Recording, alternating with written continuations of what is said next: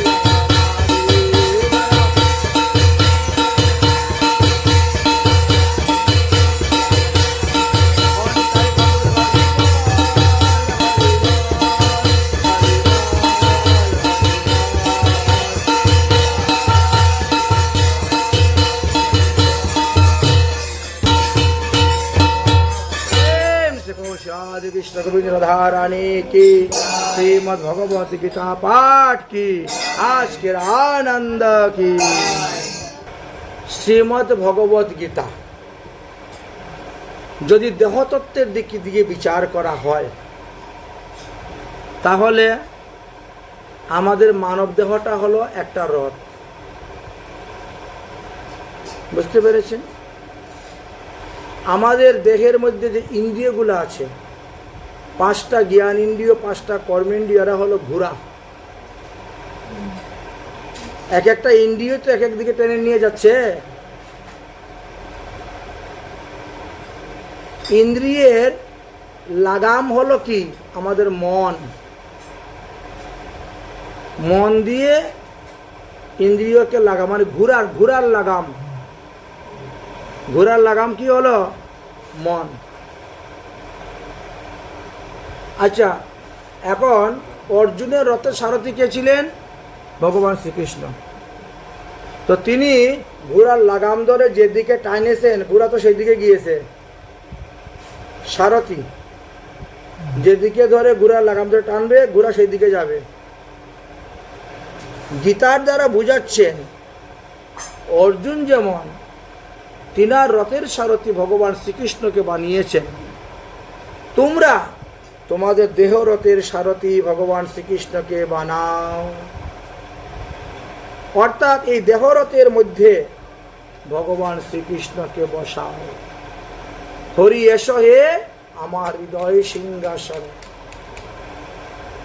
ভগবানকে হৃদয় সিংহাসনে বসাতে হবে, তার বসার মতো জায়গা দিতে হবে। বুঝতে পেরেছেন? তাহলে ইন্দ্রিয়গুলো এদিক ওদিকে নিয়ে আপনার দেহরূপী রথকে ফেলতে পারবে না। বুঝেছেন? অনেকের রথই অনেক গর্তের মধ্যে পড়ে আছে, ঠিক না? কেউ দেখো মদকুর, কেউ বিড়িকুর, কেউ শাহকুর, কেউ পানকুর, ওই এক এক জায়গাতে গিয়ে রথ গিয়ে এক গর্তে পড়ে।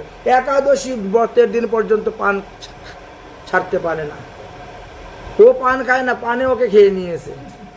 একাদশী ব্রত করতেছে, চা খাচ্ছে, বিড়ি খাচ্ছে, সিগারেট খাচ্ছে, তামাকু খাচ্ছে, মদ খাচ্ছে, গাঁজা খাচ্ছে। কি হবে? কোন ধরনের নেশা জাতীয় দ্রব্য চলবে না। তার লাগামটাকে মন। না হলে তো তোমার এই যে ঘোড়া, জিহ্বা ইন্দ্রিয়, নাসিকা ইন্দ্রিয়, চক্ষু ইন্দ্রিয়, কর্ণ ইন্দ্রিয়, হস্ত একটা ইন্দ্রিয়, পদ একটা ইন্দ্রিয়, হ্যাঁ, পাদ পায়ু উপস্থ সব কিছু এক একজন এক এক দিকে নিয়ে যাবে, এক একজন এক এক দিকে নিয়ে যাবে।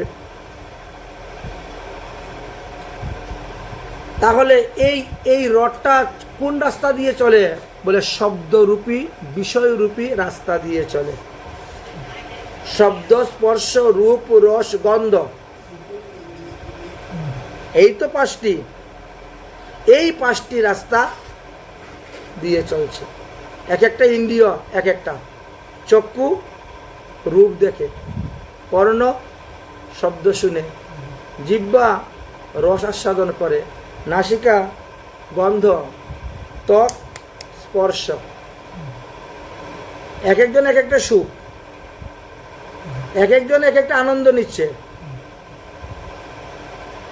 তাহলে আমাদের দেহরূপী রথটাকে এই রাস্তা দিয়ে চালানো করা হচ্ছে। কখনো রূপের দিকে রথ চলছে, কখনো শব্দের দিকে রথ চলছে, কখনো রসের দিকে রথ চলছে, কখনো ঘ্রাণের দিকে রথ চলছে, কখনো স্পর্শের দিকে রথ চলছে। এই যে রথ, এই রথকে, রথের সারথি কাকে বানাতে হবে? ভগবান শ্রীকৃষ্ণকে। যারা ভগবান শ্রীকৃষ্ণকে রথের সারথি বানাতে পারে নাই, তাদের কর্তব্য তাদের বুদ্ধিকে রথের সারথি বানাও। যারা এখনো দীক্ষাই নেয় নাই, গুরুপদাশ্রয়ই করে নাই, তাহলে তুমি তোমার বুদ্ধিকে রথের সারথি বানাও। আর রথের সঙ্গে ঘোড়াটাকে যে বানবেন, রশি দরকার তো, রজু দরকার তো। সেই রজুটা কি? বলছেন চিত্ত চিত্ত ভগবানের নির্মিত ধীর বন্দন কর, ধীর বন্দন কর। রথের মধ্যে কি থাকে? চাকা থাকে। এক একটা চাকার মধ্যে কি আছে? 10টা করে অক্ষয় থাকে, অক্ষয়। এগুলা হলো আমাদের পঞ্চপ্রাণ স্বরূপ। পঞ্চপ্রাণ কথা বলছেন। ধর্ম এবং অধর্ম এই দুটাকেই রথের চাকা বলা হয়েছে। কখনো এই দেহটাকে ধর্মের দিকে নিয়ে যাচ্ছে, কখনো দেহটাকে অধর্মের দিকে নিয়ে যাচ্ছে। আমি আমার অভিমানে অভিমানী যে জীব তাকে বলা হয় রথী। রথ এবং রথী, আমি আমার এই অভিমান যার তাকে বলা হয়েছে রথী। এবার তুমি রথের মধ্যে উঠে যুদ্ধ করতে যাচ্ছ, তাই না? অর্জুন কি করতেন? ধনুকের মধ্যে টঙ্কার মারতেন। হ্যাঁ, তো আপনি কি টঙ্কার দিবেন? ও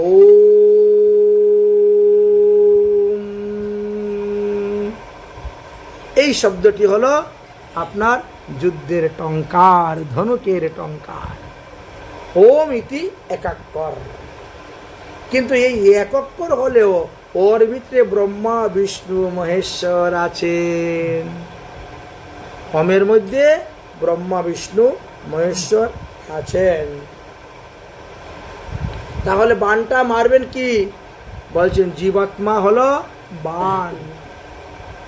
জীবাত্মা এক দেহ ছেড়ে আরেক দেহ ধারণ করে, এক দেহ ছেড়ে আরেক দেহ। বান যেরকম মারা হয়, এখান থেকে বান ওখানে যায়, ওখানে যায়, সেখানে যায়, এইভাবে জীবাত্মা বিভিন্ন স্থানে দৌড়াদৌড়ি করতে থাকে। লক্ষ্যটা কি? আমাদের লক্ষ্য হলো ভগবানের পদপদ্ম লাভ করা। অতএব জীবাত্মাকে মারতে হবে বানের মধ্যে। কোথায়?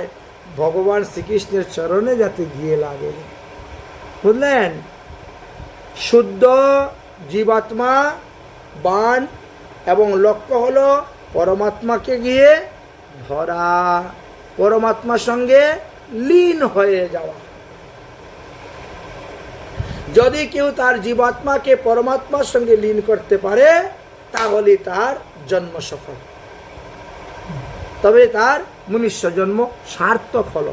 এই পৃথিবীতে যে আসলো মনুষ্য জন্ম পেয়ে সার্থক হলো। অতএব শ্রীমদ্ ভগবদ গীতার সিদ্ধান্ত হলো, মৃত্যুর সময়ে যদি কেউ ইন্দ্রিয়কে সংযম করিয়া, পঞ্চপ্রাণকে সংযম করিয়া এবং চোখের ধ্যান নাসাগ্রেতে রেখে এক মনে এক চিত্তে ওম শব্দ উচ্চারণ করতে পারেন, তাহলে তিনি অনাহাসী তরে যাবেন, অনাহাসী তরে যাবেন। এই কথা বললেন। তাই এই শ্রীমদ্ ভগবদ গীতা পাঠ এর দ্বারা আমরা ভগবান পদপদ্ম লাভ করতে পারি, পাপ তাপ অপরাধ থেকে মুক্তি লাভ করতে পারি, গ্রহ দোষ অশুভ অমঙ্গল এগুলাও আমরা দূরীভূত করতে পারি। গীতা পাঠে কার অধিকার? বললেন শুদ্ধ ভক্তি যার হৃদয়ে তারই গীতা পাঠে অধিকার। বিষ্ণু মন্ত্রে দীক্ষিত যিনি শুদ্ধ ভক্তি লাভ হয়েছে তিনারই গীতা পাঠে অধিকার। এটি মহাপ্রভু আমাদেরকে শিক্ষা দিয়ে গিয়েছেন। গীতা হলো কি? গীতা হলো উপনিষদের একটি অংশ। বুঝলেন? উপনিষদের একটি অংশ। বেদের মধ্যে উপনিষদ নামে একটি কাণ্ড আছে, তারই একটি অংশ হলো গীতা। কারণ ভগবান শ্রীকৃষ্ণ যখন দ্বারকা লীলা করতেন তখন তিনি প্রতিদিন উপনিষদ পাঠ করে সবাইকে শোনাতেন। আর সেই উপনিষদের সার হলো ভগবদ গীতা। এই জন্য মাহাত্ম্যে কি বলছেন? সর্বাপনিষদো গাবো দুগ্ধ গোপাল নন্দনা, বলেন নাই? পার্থবশ্য শরীরবাক্তাং দুগ্ধং গীতামৃতং মা। তাহলে গীতা কোথা থেকে আসেন? বেদেরই একটা অংশ, যে উপনিষদ, তার সারবস্তু মহাপ্রভু এসে আমাদেরকে প্রকাশ করিয়ে দিলেন। নন্দসুত বলি যারে ভাগবতে গাই, সেই কৃষ্ণ অবতীর্ণ হলে নেবে চৈতন্য গোসাই। মহাপ্রভু রূপে আসলেন। প্রকাশ বিশেষে তিহু ধরে তিন নাম। ভগবানের তিনটি নামে আমরা ডাকি, ব্রহ্ম, পরমাত্মা আর পূর্ণ ভগবান। ভগবান কারা বলে? যারা ভক্ত তারা বলে ভগবান, যারা যোগী তারা বলে পরমাত্মা, আর যারা জ্ঞানী তারা বলে ব্রহ্ম। অতএব ব্রহ্ম, পরমাত্মা, ভগবান, এই তিনটি ভগবানেরই রূপ। তাহার অঙ্গের শুদ্ধ কিরণ মণ্ডল, উপনিষদ কহে তাহা ব্রহ্মস্ব নির্মল। তাই উপনিষদে এই সমস্ত তত্ত্বকথা বর্ণন করে গিয়েছেন। এই পয়ারে আমরা উপনিষদ শব্দটি জানতে পেলাম। ভগবত গীতায়ও উপনিষদের কথা বলছেন। এখন কথা হলো, উপনিষদ বলতে আমরা কি বুঝব? বলছেন উপনিষদ বলতে শ্রুতিকে বোঝায়। শ্রুতি, স্মৃতি, পুরাণ বলি না আমরা? তাহলে শ্রুতিকে বোঝানো হয়েছে। ইহার পরমার্থ প্রতিপাদন হলো একটি শাস্ত্র। সাধারণত দুই শ্রেণীর শ্রুতি আছে। এক শ্রেণীর শ্রুতি হলো নির্বিশেষ ব্রহ্ম প্রতিপাদন বিবরণ, যা জ্ঞানমার্গ অবলম্বনকারী লোকেরা ব্যবহার করে থাকেন। যেমন মনে করেন, আমাদের অদ্বৈত প্রভুর 6 পুত্র ছিলেন, তার মধ্যে 3 পুত্র ওই জ্ঞান মার্গকে অবলম্বন করে গিয়েছিলেন, আর তারা সেই শ্রুতিকে অবলম্বন করে চলতেন। দ্বিতীয় হলো সবিশেষ ব্রহ্ম নির্বাণ প্রকাশিত হয়েছে, যাহা তা বৈষ্ণবগণ সমাদর করিয়া থাকেন। তাহলে এক হলো জ্ঞানী ভক্ত, আর এক হলো প্রেমী ভক্ত। মহাপ্রভু এই কথা সার্বভৌম ভট্টাচার্যকে বলেছিলেন। সার্বভৌম ভট্টাচার্য একজন ন্যায়ের বড় পণ্ডিত ছিলেন। তখন ন্যায় পড়ার জন্য নেপালে যেতে হতো। আমাদের ভারতবর্ষে এরকম কোনো বড় পণ্ডিতই ছিল না ন্যায়ের। সেখান থেকে তিনি ন্যায় পড়ে এসেছিলেন। সূত্রের মুখ্য অর্থ তুমি না করো বেখান, কল্পনার্থে তাহা করো আচ্ছাদন। এই যে বেদ, বেদের যে প্রকৃত অর্থ, এই প্রকৃত অর্থ একমাত্র বৈষ্ণবরাই ব্যাখ্যা করেন। জ্ঞানী, কর্মযোগী, এই তিনজন কি করেন? ভক্তিকে লুকিয়ে রেখে তারা অন্যান্য ব্যাখ্যা করে থাকেন। সার্বভৌম ভট্টাচার্য মহাপ্রভুর নিকটে যখন বেদান্ত ভাষ্য আলোচনা করতে আরম্ভ করলেন, তখনও তিনি সূত্রের মুখ্য অর্থকে লুকিয়ে রেখে দিয়ে একটা কাল্পনিক অর্থ ব্যাখ্যা করতেন। তখন মহাপ্রভু তিনাকে বলতেন, উপনিষদ শব্দে এই মুখ্য অর্থ হয়, সেই মুখ্য অর্থ ব্যাস সূত্রেতে কয়। উপনিষদে যে অর্থের কথা লিখে গিয়েছেন, মহাপ্রভু বললেন, হে সার্বভৌম ভট্টাচার্য, আপনি তো বেদে যা লিখেছেন তার প্রকৃত অর্থকে গোপন রেখে আপনি কাল্পনিক অর্থ ব্যাখ্যা করতেছেন।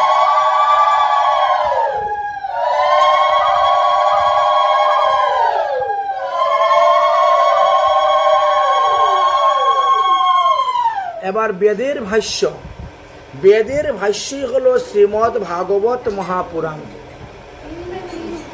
বললেন, বেদ পড়ে যদি আপনি কোনো কিছু না বুঝেন, সোজাসুজি ভাগবত পড়ুন।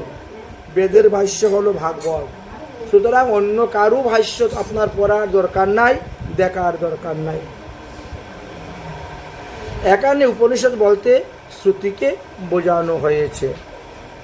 বেদের যে অংশে পরতত্ত্ব নির্ণয় করা হয়েছে সেটাকেই উপনিষদ বলা হয়েছে। এই কথা মহাপ্রভু কাশীতে প্রকাশানন্দ সরস্বতীকেও বলেছিলেন। মহাপ্রভু যখন শ্রীধাম বৃন্দাবন দর্শন করার সময় কাশীতে প্রবেশ করেছিলেন, তখন প্রকাশানন্দ সরস্বতী এবং তার শিষ্যগণ সব মহাপ্রভুর নিন্দা করতেন।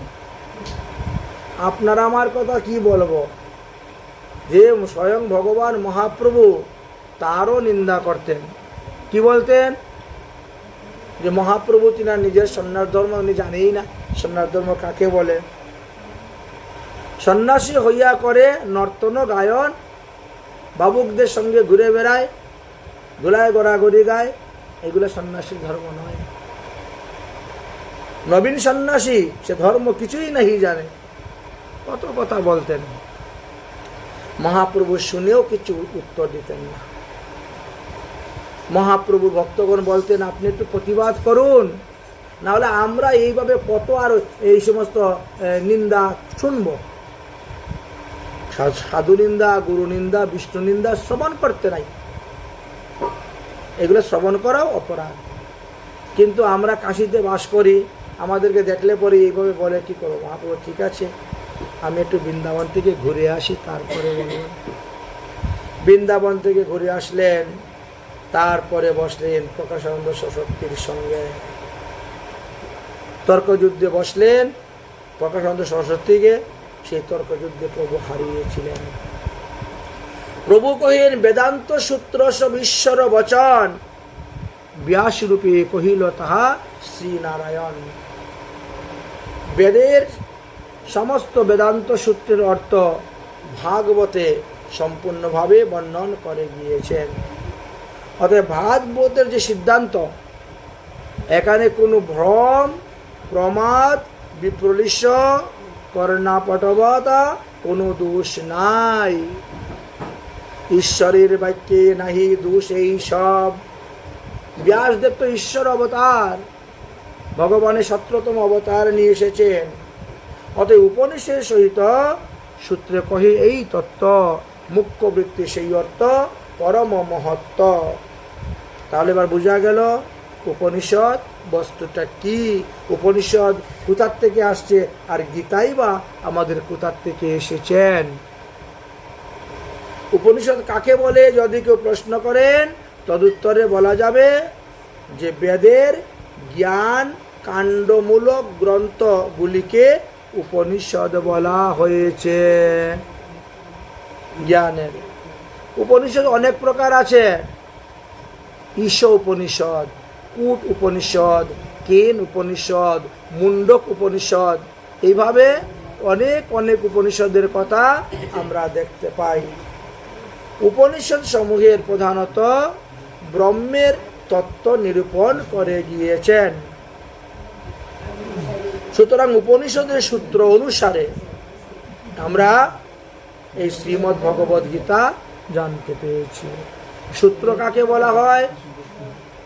বলছেন সারার্থ বৈশিষ্ট্য অল্প অক্ষরময় বাক্যকে সূত্র বলা হয়। সূত্র অতি ক্ষুদ্র একটি বাক্য, কিন্তু সেই ক্ষুদ্র বাক্যের মধ্যে গভীর অর্থ লুকিয়ে থাকে, গভীর অর্থ নিহিত থাকে। ব্যাসদেব কৃত বেদান্ত সূত্র নামক গ্রন্থখানি যদি পড়েন, তাহলে আপনারা দেখবেন ওখানে 555টি সূত্রের সমষ্টি মাত্র। অর্থাৎ ব্রহ্ম জিজ্ঞাসা প্রভৃতি বেদান্ত সূত্রকেই বোঝানো হয়েছে। গৌণ বৃত্তি আর মুখ্য ব্যাখ্যা দুটা আলাদা। গৌণ বৃত্ত যেভাম করিলা আচার্য, তাহার শ্রবণে নাশ হয় সর্ব কার্য। মহাপ্রভুর সঙ্গে তর্কযুদ্ধে প্রকাশানন্দ সরস্বতী যখন পরাজিত হলেন, তখন বললেন যে আমাদের আচার্য শঙ্করাচার্য তিনি গৌণ অর্থে উনি ব্যাখ্যা করেছিলেন, মুখ্য অর্থ লুকিয়ে রেখেছিলেন। মহাপ্রভু বললেন, যদি কেউ মুখ্য অর্থ লুকিয়ে রেখে গৌণ অর্থ ব্যাখ্যা করে, তাহলে সেই ব্যাখ্যা শ্রবণে কি হয়? মানুষের কার্যনাশ হয়, কার্যনাশ হয়। তাই সর্বদা উপনিষদ, বেদান্তের, গীতার মুখ্য অর্থ শোনাবেন। মহাপ্রভু সর্বদা সর্বশাস্ত্রের মুখ্য অর্থ বলেছেন। তারপরে প্রকাশানন্দের শিষ্য বলিলেন, সমস্ত সন্ন্যাসী সমাজে গিয়ে উপস্থিত হলেন। সমস্ত শ্রী চৈতন্য, শ্রীকৃষ্ণ চৈতন্য হলেন সাক্ষাৎ নারায়ণ। ব্যাস সূত্রের অর্থ তিনি অতি মনোমান। ভগবান শ্রী গোবিন্দ সাক্ষাৎ মহাপ্রভু, সাক্ষাৎ নারায়ণ। তাই তিনি উপনিষদের যথার্থ অর্থ অবগত আছেন, আর যথার্থ অর্থ সবার নিকটে বর্ণন করে বলেছেন। উপনিষদ করে মুখ্য অর্থ ব্যাখ্যান, শুনিয়া পণ্ডিত লোকের জুড়ায় মন প্রাণ।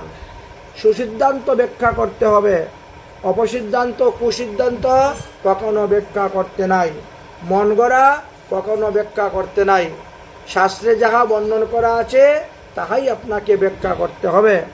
কারো মন রক্ষার জন্য ভুল সিদ্ধান্ত ব্যাখ্যা করা যাবে না, কারণ এতে অনেকেরই ক্ষতি হয়ে যায়। তাহলে উপনিষদ কি বলছেন? বেদের জ্ঞান কাণ্ড। বেদের জ্ঞান কাণ্ডকে উপনিষদে বলা হয়েছে। বেদের যে অংশে ভাগবত তত্ত্ব আলোচনা করা হয়েছে সেটাও আছে, কিন্তু শঙ্করাচার্য সর্বদাই ভক্তিকে লুকিয়ে রেখে দিয়ে তিনি জ্ঞানের ব্যাখ্যা করেছিলেন। তবে ইহাতে তিনার কোনো দোষ নাই, শঙ্করাচার্যের কোনো দোষ ছিল না, কারণ ভগবান শ্রীকৃষ্ণই শঙ্করাচার্যকে পাঠিয়েছিলেন, ওই সময়ে তুমি এইভাবে ব্যাখ্যা করো। আর স্বয়ং মহাদেবী শঙ্করাচার্য রূপে এসেছেন। তো তিনি, মহাদেব তো পরম বৈষ্ণব, পরম ভক্ত, তিনি উল্টাপাল্টা ব্যাখ্যা কেন পৃথিবীতে করবেন? বলে ভগবানই তখন পাঠিয়েছিলেন যে তুমি এখন এইভাবে এইভাবে ব্যাখ্যা করো, তারপরে আমি যাব, আমি গিয়ে তারপরে ঠিক করব। কারণ ওই সময়ে 500 বৎসর খ্রিস্টান ধর্ম, 700 বৎসর বুদ্ধ ধর্ম রাজত্ব করে গিয়েছে। মানে এরা তো উভয়েই নিরাকার ব্রহ্মের উপাসক। এখন যদি হঠাৎ করে এসে শঙ্করাচার্য সাকার ব্রহ্মের উপাসকের কথা আরম্ভ করেন, তো তিনারটা বিকবে না, তিনারটা কেউ মেনে নিতে পারবে না। এই জন্য তাদের সঙ্গে তাল মিলিয়ে তিনাকে ধীরে ধীরে ধর্ম প্রচার করতে হয়েছিল। কিন্তু মহাপ্রভু আসার পরে তিনি সম্পূর্ণভাবে সাকার উপাসনার কথা বর্ণন করে গিয়েছেন। শ্রী চৈতন্য বাক্য ধীর সত্য মানি, কলিকালে সন্ন্যাসের সংসার নাহি জানে। তাই মহাপ্রভুর বাক্য প্রকাশানন্দ সরস্বতী খুব সন্তুষ্ট হয়েছিলেন। এমনকি প্রকাশানন্দ সরস্বতীর 10,000 যে শিষ্য ছিলেন তারাও সন্তুষ্ট হয়েছিল। মানে হরে নাম শ্লোক যে করিলা ব্যাখ্যান, সেই সত্য সুধাতার্থে পরম প্রমাণ। প্রকাশানন্দ সরস্বতী বললেন, আপনি সন্ন্যাস নিয়েছেন তাতে কিছু নয়, তবে আপনি হরিনাম করেন কেন? আপনি হরিনাম করেন কেন? আপনি নাচেন কেন? গান কেন? ধুলায় গড়াগড়ি যান কেন? এইগুলো কি সন্ন্যাসী ধর্ম নয়? সন্ন্যাসী হইয়া করো নর্তন গায়ন, ভাবুক হইয়া ভাবুকের সঙ্গে করো নর্তন কীর্তন, এইগুলো তো উচিত নয়। তখন মহাপ্রভু একটু গুরুদেবের উপরে ধাক্কা মেরে বললেন, আমি তো মূর্খ মানুষ, এই জন্য গুরুদেব আমাকে বলছেন, রে তুই মূর্খ, তোর নাই বেদান্তে অধিকার, হরিনাম কর সদা এই মন্ত্র সার। আমাকে মূর্খ দেখে গুরুদেব বলছেন, তুই বেদান্তর কিচ্ছু বুঝবি না, বেদান্ত বিশাল পাণ্ডিত্যের দরকার। অতএব বাবা, তোমার এই বেদ পড়ার দরকার নাই, আর বেদ শোনারও দরকার নাই, তুমি হরিনাম কর, হরিনাম। এখন বলেন তো, শাস্ত্রে বলছে মন্ত্রমূলম গুরু বাক্যম। গুরুদেব যাহা আপনাকে দিবেন তাহাই আপনি শ্রদ্ধা সহিত, নিষ্ঠা সহিত, ভক্তির সহিত, প্রেমের সহিত জপ করে যান। এতেই সিদ্ধি লাভ হয়ে যাবে, কল্যাণ হয়ে যাবে।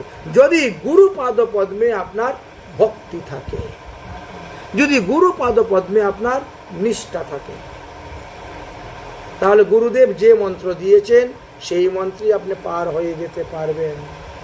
কিন্তু যাদের গুরু পাদ পদ্মে নিষ্ঠা নেই, ভক্তি নেই, তারা কখনো সিদ্ধি লাভ করতে পারে না।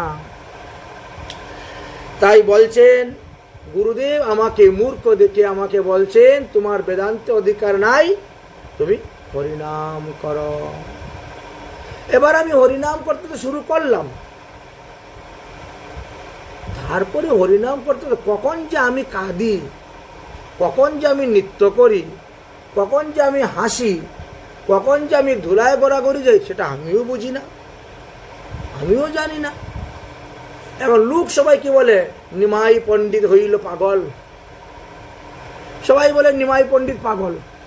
ভালো ভালো লোকেরা, ভদ্র লোকেরা, শিক্ষিত লোকেরা বলে নিমাই পাগল, পাগলা নিমাই।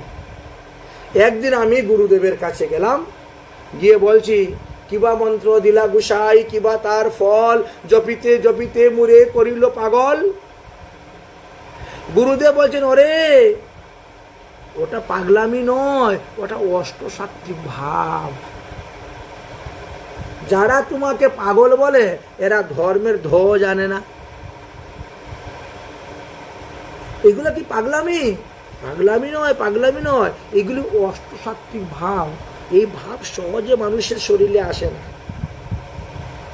হরিনাম করতে করতে করতে করতে যার মন, বুদ্ধি, ইন্দ্রিয়, দেহ শুদ্ধ হয়ে যায়, তখন তার দেহের মধ্যে আসে অশ্রু, কম্প, পুলক, হুঙ্কার, বিবর্ণা। এই যে অষ্টসাত্ত্বিক ভাব, এগুলো পাগলামি নয়। তো মহাভাগ্য তোমার দেহের মধ্যে অষ্টসাত্ত্বিক ভাবের উদয় হয়েছে। গুরুদেব সন্তুষ্ট, প্রসন্ন, শিষ্যকে ধরে আলিঙ্গন করছেন, বাহ, তোমার দেহের মধ্যে অষ্টসাত্ত্বিক ভাবের উদয় হয়েছে, করো করো, নাম করো, নাম করো। তখন আমি গুরুদেবকে বললাম, গুরুদেব আমি যে হরিনাম করি এতে তো অন্যান্য সন্ন্যাসীরা আমার নিন্দা করে, আমার দুর্নাম করে, বদনাম করে, পরিহাস করে, উপহাস করে আমাকে নিয়ে। বলে চিন্তা করিস না, যদি কেউ তোমার সঙ্গে তর্কযুদ্ধ করতে যায় তুমি তার উপরে ব্রহ্মাস্ত্র মেরে দিও। কলিযুগে তো মহাপ্রভু অস্ত্র ধরবে না। মহাপ্রভু প্রতিজ্ঞা আছে, রামাদি অবতারে নানা অস্ত্র ধরে পাপীরে করেছি সংহার, এবে নাহি অস্ত্র ধরব, প্রাণ নাহি কাউকে মারব, চিত্ত শুদ্ধি করিব সবার। তাহলে ব্রহ্মাস্ত্রটা মারবো কেমন করে? বলে ওই ব্রহ্মাস্ত্র নয়, একটা মন্ত্র। কি মন্ত্র? হরের নাম, হরের নাম, হরের নামৈব কেবলম, কলো নাস্তিব্য নাস্তিব্য নাস্তিব্য গতির অন্যতা। এই ব্রহ্মাস্ত্রটা মেরে দেওয়া, যেখানে তোমার সঙ্গে তর্কযুদ্ধ করতে আসবে লোকে। এটা তো আমার বাপদাদায় লিখে নাই, শাস্ত্র পুরাণের কথা। তাহলে আমরা কলিযুগের মানুষ, আমরা হরিনাম করছি, দোষের কি কারণ আছে? আপনি যে কোনো ধর্ম যাজন্য করেন না কেন, হরিনামের উপরে আর কিছুই না। মহাপ্রভু যখন এইভাবে তুলে ধরলেন তখন প্রকাশানন্দের মাথা নত হয়ে গেল, 10,000 শিষ্যগণের মাথা নত হয়ে গেল। হরের নাম শ্লোকে যে করিলা ব্যাখ্যা, সেই সত্য সুখদায় পরম প্রমাণ। ভক্তি বিনা মুক্তি নহে কহে ভাগবত। ভাগবত ধর্ম বলছেন ভক্তি ছাড়া কখনো মুক্তি লাভ করা যায় না, যাবেও না। বললেন ভক্তি বিনা মুক্তি নাহি, ভাগবত কয় কলিকালে নামাবাসে সেই মুক্তি হয়। আর এই কলিযুগে নামাবাসের দ্বারাই সেই মুক্তি হয়। আচ্ছা, এখন হলো শ্রীমদ্ ভগবদ গীতা আর শ্রীমদ্ ভাগবত মহাপুরাণ, দুটার মধ্যে পার্থক্যটা কি? আমরা গীতা এবং ভাগবত উভয়ই আমরা আস্বাদন করি। গীতা এবং ভাগবত দুটার মধ্যে পার্থক্য কি? প্রথম বলছেন, গীতা হলো জ্ঞান মিশ্রিত ভক্তির কথা, গীতা হলো উপনিষদের সার। ভাগবত হলো জ্ঞান শূন্য ভক্তির কথা, আর ভাগবত হলো সর্ববেদান্ত সার। উপনিষদ তো বেদের একটা অংশ, ওই বেদের অংশ উপনিষদের সার হলো গীতা, আর ভাগবত সম্পূর্ণ বেদের সার, সর্ববেদান্ত সার, সমস্ত গ্রন্থের সার। সর্ব বেদান্ত সারি শ্রীমদ্ভাগবতম মৃষ্যতে তদ্রসামৃতম তৃপ্তস্য ন অন্যত্র সাথে রতি কশ্চিৎ। যদি একবার কারু মন ভাগবতে লেগে যায়, তাহলে তার আর অন্য কোনো শাস্ত্র পড়তে ইচ্ছেই হবে না। ভাগবতে যদি মন লেগে যায়, তখন সে গীতা পাঠ করতেও আর তার মন লাগে না, কারণ গীতাতে জ্ঞান মিশ্রিত ভক্তির কথা বলেছেন, আর ভাগবতে জ্ঞান শূন্য ভক্তির কথা বলছেন। 100 বার গীতা পাঠ করলে আপনি যেই ফল পাবেন, একবার ভাগবত পাঠ করলে সেই ফল লাভ করতে পারবেন। 100টা গীতা দান করলে আপনি যেই ফল পাবেন, একটি ভাগবত দান করলে আপনি সেই ফল পাবেন। মুহুর্মুহু গীতা পাঠ করা সত্ত্বেও দেবর্ষি নারদ জ্ঞান বৈরাগ্যকে জাগাতে পারেন নাই। জ্ঞান বৈরাগ্য ঘুমিয়েই আছিল, আর যেই ভাগবত পাঠে সংকল্প নিলেন, সঙ্গে সঙ্গে তারা জেগে গেল। পাঠ করতেও হয় নাই, সংকল্প করা মাত্রই। এমনই ভাগবতে মহিমা মাহাত্ম্য। তাহলে ভা শব্দে কীর্তিবাচক, গ শব্দে জ্ঞানবাচক, বৎ শব্দে বরিষ্ঠ বচন বস্তুর বিস্তারবাচক। সুতরাং কীর্তি, জ্ঞান এবং বৈশিষ্ট্যের বিস্তার যে গ্রন্থটি সম্পূর্ণভাবে আছে, তা হলো ভাগবত। ভা যাহা বলিতে এবং শ্রবণ করিলে ভাবের উদয় হয়, অথবা ভারতবর্ষে বসেই এই গ্রন্থ রচনা করা হয়েছে, তাই ভাগবত। ভগবানের অনন্ত লীলা এই ভারতেই হয়েছে, তাই ভাগবত। ভগবান এবং ভক্তের চরিত্র কথা এই গ্রন্থে লেখা হয়েছে, তাই ভাগবত নাম। এই গ্রন্থ পড়লে এবং শুনলে ভক্তি ভাব, রতি এবং প্রেম ভক্তির উদয় হয়, এই জন্য তার নাম ভাগবত। এই জন্য গ শব্দের কি অর্থ? গ শব্দে বলেন গোকুলং বৈকুণ্ঠে গমনম। এই ভাগবত যিনি পাঠ করেন, তিনি গোলক ধামে যাইবেন, বৈকুণ্ঠ ধামে গমন করিবেন।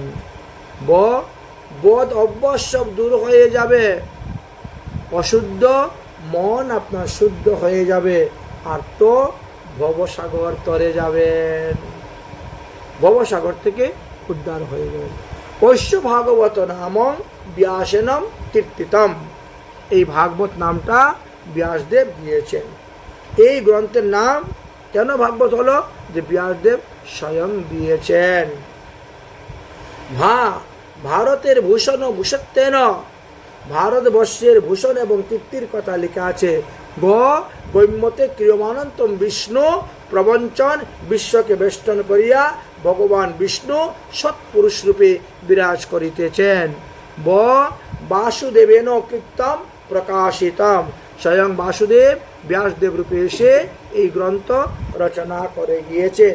আর তো সংস্কারং সংস্কৃতম চক্রেণম মধ্যম, অর্থাৎ ভারতবর্ষের প্রাচীন যে সংস্কার সংস্কৃতি ছিল, সেই সম্বন্ধে আলোচনা করে গিয়েছেন। এখন হলো শ্রীমদ্ ভগবত গীতা।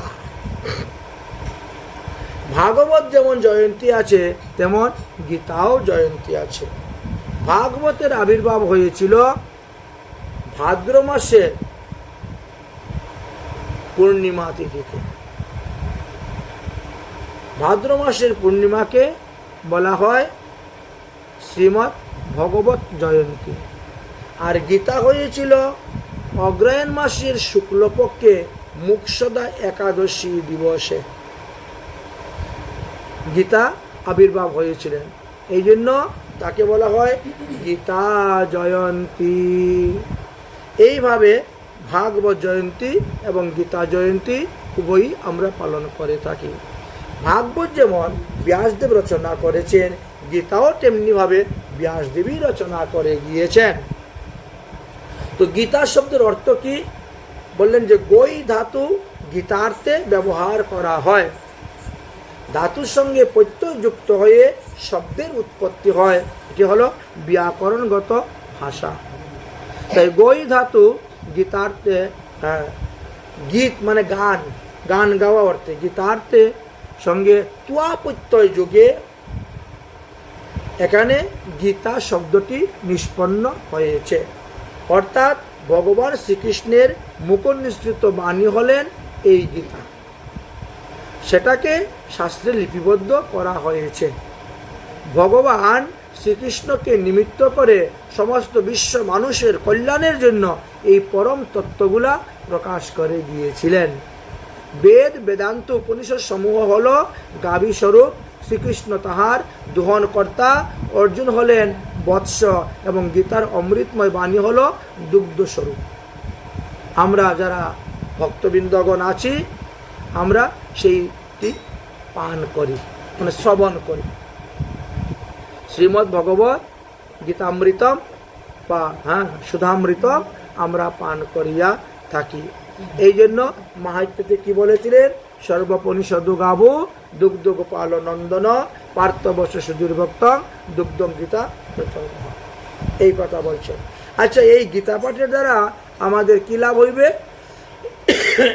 বলছেন এই গীতা পাঠের দ্বারা আমরা সংসার থেকে, বন্ধন থেকে উত্তীর্ণ হয়ে যেতে পারবো, তাই না? সংসার সাগরম ঘোরম তুচ্ছ মিচ্ছতি জুনর গীতা নৈব্যম সমাসাদ্যম পারয়ন জানতি সুখানিচ্ছ।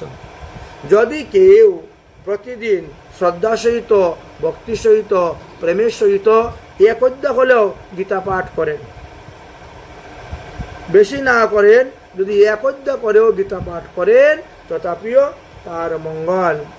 যে মানব ঘোর সংসার হইতে উত্তীর্ণ হইতে চাবে, সে অবশ্যই গীতারূপী নৌকাতে আরোহণ করে সুখে পার হইতে পারবেন এবং গীতাশাস্ত্র সুসিদ্ধান্তগুলিকে মেনে চলতে পারলে তিনি মুক্তি লাভ পর্যন্ত করতে পারবেন। আমরা এই ভবসাগরে এসে পরে হাবুডুবু খাচ্ছি, কেমন করে ভবসাগর থেকে পার হব, উদ্ধার হব। ভবার নবে পরিয়াম আকুল পরাণ, ভবার নবে পরিয়া, ভবার নবে পরিয়াম আকুল পরাণ, ভবার নবে পরিয়াম আকুল পরাণ, কিসে কুল পাব তাহার না জানি সন্ধান, কিসে কুল পাব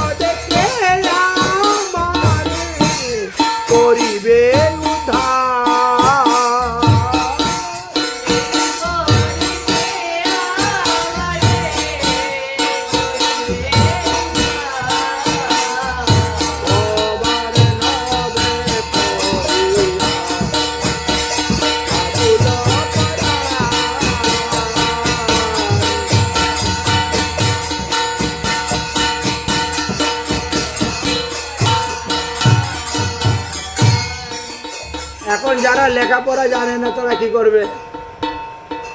গীতা তো পাঠ করতে পারবে না।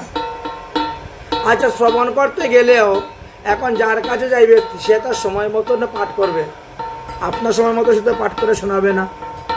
তাহলে তার উপায় কি? ভবান্ন পার হওয়ার বলে গুরু সেবা। সে যদি নিষ্ঠার সহিত গুরু সেবা করতে পারে, গুরু পদাশ্রয় করতে পারে, গুরুদেব তিনার ভজনের দ্বারা শিষ্যের দেহরূপী নৌকাকে পার করে দিতে পারবেন। অগসি গুরু দেব অগসি গুরু দেব এ দাসে করুণা করয়া নিজ গুণে গুচাহ যন্ত্রণা।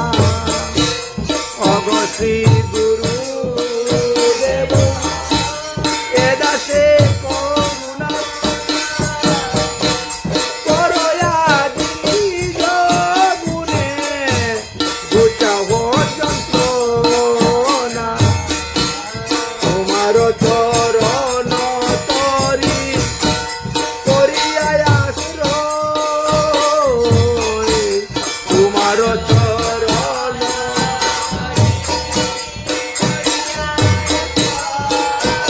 ও ভবার নব পার হইব পরে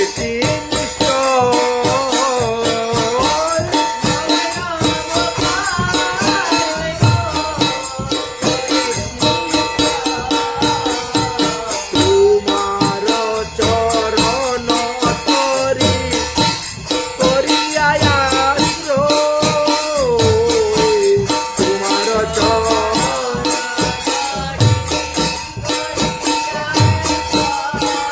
ও ভবার নব পার হইব পরে কি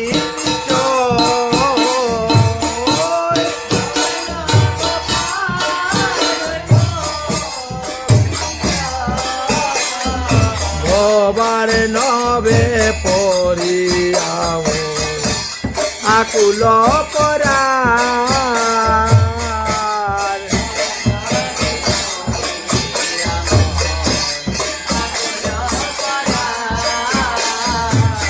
নবে পরিয়াম আকুল করার।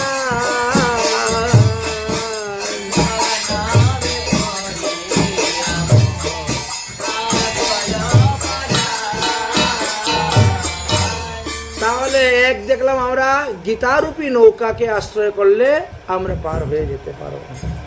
দ্বিতীয়ত বলছেন গুরু চরণ আশ্রয় করলে আমরা পার হয়ে যেতে পারব। আর তৃতীয়ত কি? শ্রীমদ্ ভাগবত।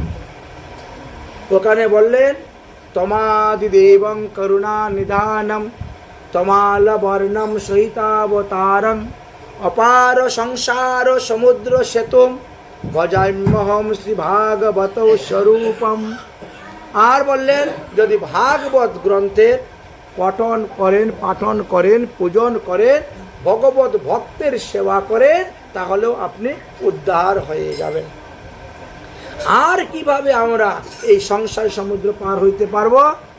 হরিনামকে আশ্রয়। আর দিলেন হরিনাম আশ্রয়, কারণ মহাপ্রভু এবার কলিযুগে হরিনামের নৌকা নিয়ে এসেছেন, তাই না? তাই তো বলছেন ওরে কে যাবি রে ভাই ভব সিন্ধু পার, কে যাবি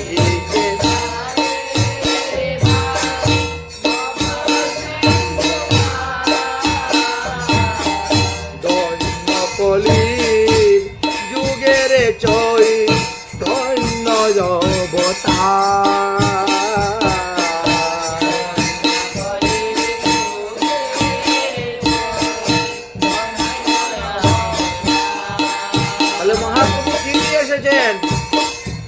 হরিনামের নৌকা, হরিনামের নৌকা কানি গুরু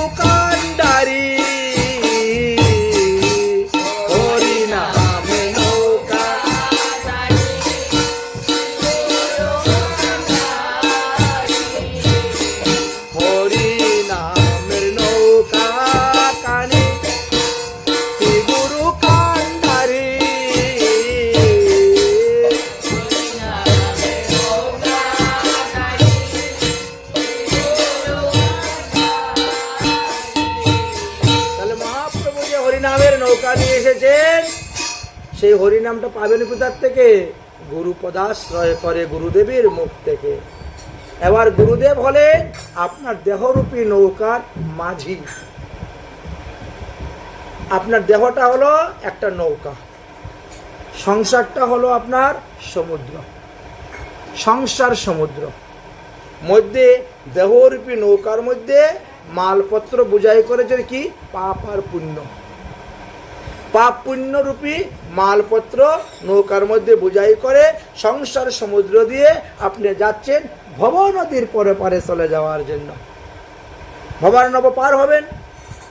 এখন কোনো সদাগর যদি জলপথে বাণিজ্য করতে যায়, তাহলে তার নৌকার মধ্যে একটা সুদক্ষ মাঝি রাখে। কেন? সমুদ্রের মধ্যে উতাল পাতাল ঢেউ আসে, জোয়ার ভাটা, চন্দ্র সূর্যের আকর্ষণ, ঢেউ আসে। সেই ঢেউ থেকে নৌকাটাকে রক্ষা করবে কে? সুদক্ষ মাঝি, যে সে তো রক্ষা করবে, না হলে তো নৌকা ডুবে যাবে, মালপত্র সব গেল, নষ্ট হয়। ঠিক তেমনি ভাবে আমাদের এই দেহরূপী নৌকাকে রক্ষা করার জন্য একজন সৎ গুরুদেবের দরকার, না হলে হবে না। বলছেন যারা সৎ সম্প্রদায়ের অন্তর্ভুক্ত সৎ গুরুদেবের চরণাশ্রয় করে ভজন করে যাচ্ছেন, তাদেরকে ভগবান কি করেন? অনুকূল বাতাস দেন। ময়ানুকূলেন নবৈসতরতি। বলছেন গুরুদেবকেও কষ্ট করতে হয় না শিষ্যর দেহরূপী নৌকাকে ভবসিন্ধুর পরপারে নিতে। আমি তখন অনুকূল বাতাস দেই, আর বাতাসে একেবারে পাল তোলা নৌকা যেমন চলে, ওইভাবেই চলতে চলতে ভবসিন্ধুর পরপারে চলে যাবে। তাহলে এই স্থানেতে আমরা এই বস্তুগুলি দেখতে পেলাম। এখানে আমাদেরকে বললেন যে যদি কোনো মানব এই সংসার সমুদ্র থেকে পার হইতে পারে চায়, তাহলে তার চারটা অবলম্বন করতে হবে। এক হলো শ্রীমদ্ ভগবদ গীতা, এক হলো শ্রীমদ্ ভাগবত, এক হলো হরিনাম, আর এক হলো গুরুপদাশ্রয়। চারটাই যদি কেউ করতে পারে তো আরো ভালো। যদি চারটার মধ্যে চারটা না করতে পারে তো যে কোনো একটা তো করো। তাহলে যদি তুমি চারটাই না করতে পারো, তাহলে যে কোনো একটা তো করো। যে কোনো একটা করলেও তোমার মঙ্গল আছে, কল্যাণ হয়ে যাবে।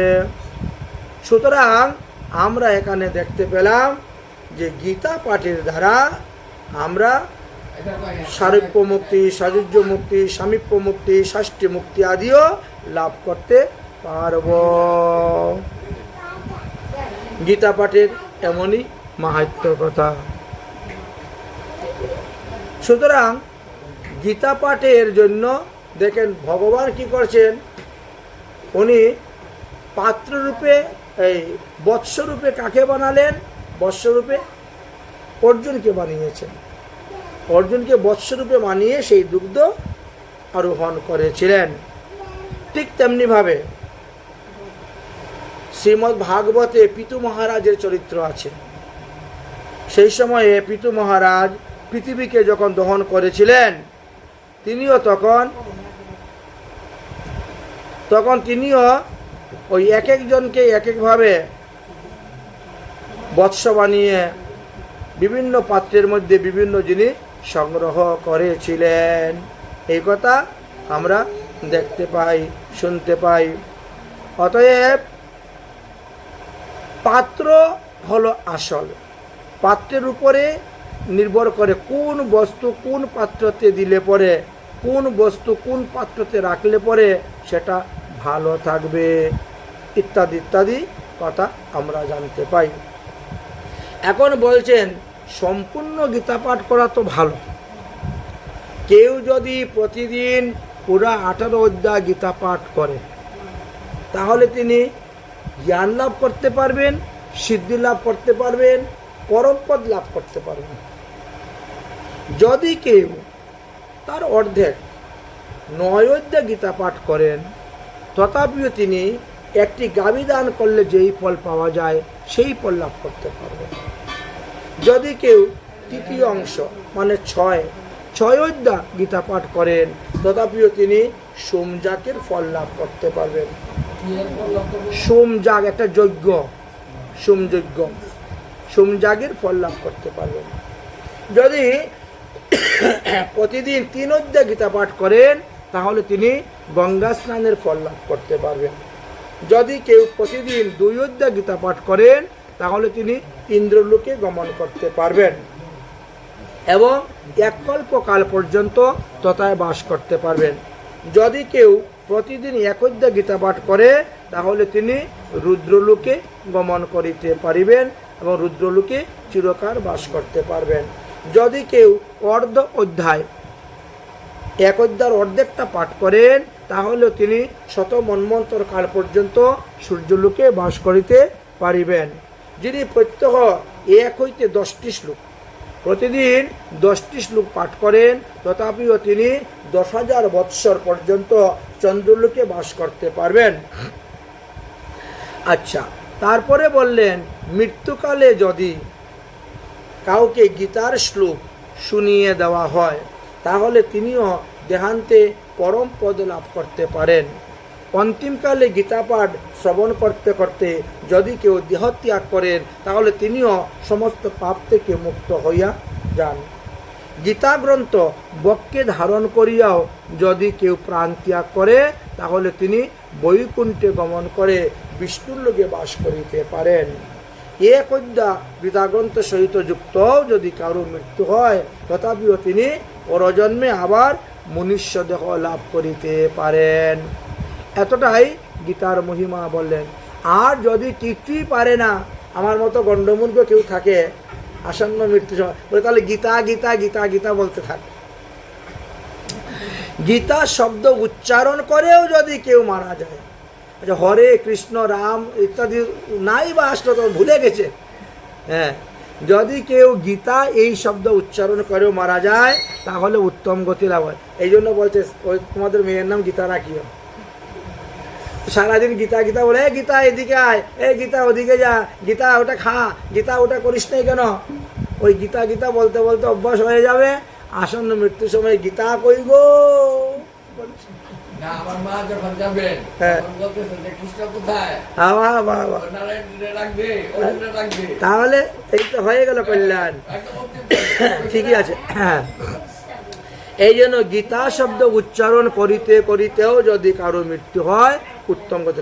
এই জন্য তো ভাগবত সিদ্ধান্ত দিলেন যে ছেলে মেয়েদের নাম ভগবানের নাম অনুসারে রাখো, তাহলে এদের নাম উচ্চারণ করতে করতে হবে। আমার এখন তো জিন্টু মিন্টু পিন্টু রিন্টু কি কি সব নাম রাখে, নামের আগা নাই গুড়া নাই মাথা নাই অর্থ নাই কিছু নাই, লাগছে না, বাস চলছে নাম রাখা রাখে। হ্যাঁ, কত কত ভালো ভালো নাম আছে। হ্যাঁ, আচ্ছা, যে ব্যক্তি আচ্ছা এখন মনে কোনো কিছুই হলো না, এমনি মারা গেল, না কৃষ্ণ নাম শোনাইলো না গীতা শ্লোক শোনাইলো, মারা গেল, বলে তাপিও শ্রাদ্ধের সময় যদি গীতা পাঠ করেন তাও তার লাভ আছে। জীবিত অবস্থায় গীতা পাঠ শুনে নাই, শ্রাদ্ধের দিন যদি গীতা পাঠ করেন বলে তাও লাভ আছে। কত ঘুরে বেড়াচ্ছে জীবাত্মা, শুনলো তো, শুনলেও তার মঙ্গল হইবে, তার লাভ হইবে। পিতৃপুরুষগণ যদি কেউ নরকেও গিয়ে থাকে বলছেন তারাও নরক ধাম থেকে উদ্ধার হয়ে স্বর্গে চলে যান। গীতা পাঠের এমনই মহিমা। আর গীতা যেদিন আবির্ভাব হয়েছে সেই দিন পাঠ করলে বা ভগবানের আবির্ভাব তিথিতে বা একাদশীতে বা দ্বাদশীতে বা হরিবাসরে এই সমস্ত সময়ে গীতা পাঠ করলে তো আরও উপকার। এতে কি হয়? দুঃস্বপ্ন নাশ হয়, শত্রু নাশ হয়ে থাকে। এতই মহিমা।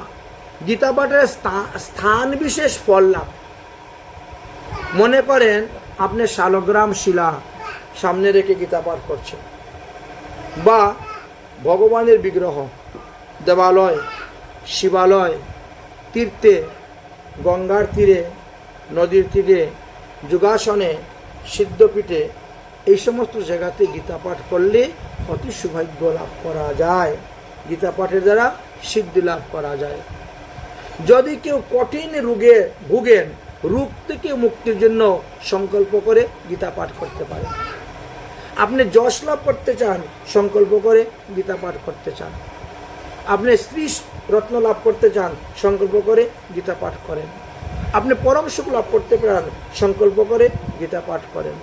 নিত্য গীতার অর্চন করেন, গীতাতে ফুল দেন, তুলসী পাতা দেন, বুঝেছেন? গীতার অর্চন করুন, গীতাকে প্রণাম করুন, তাহলে লাভ। গীতা পাঠের মুখ্য ফল হলো শ্রীকৃষ্ণের চরণে দাস্য লাভ হওয়া। আর গীতা পাঠের গৌণ ফল হলো পাপ তাপ দূর, নরক যন্ত্রণা ভোগ থেকে মুক্ত, তিতাব জ্বালা নাশ, তিতাব জ্বালা থেকে মুক্তি লাভ করা। এটি হলো গৌণ ফল। যদি কেউ উত্তম বস্তু লাভ করতে চায়, তাহলে তিনি গীতা পুস্তক দান করিবেন।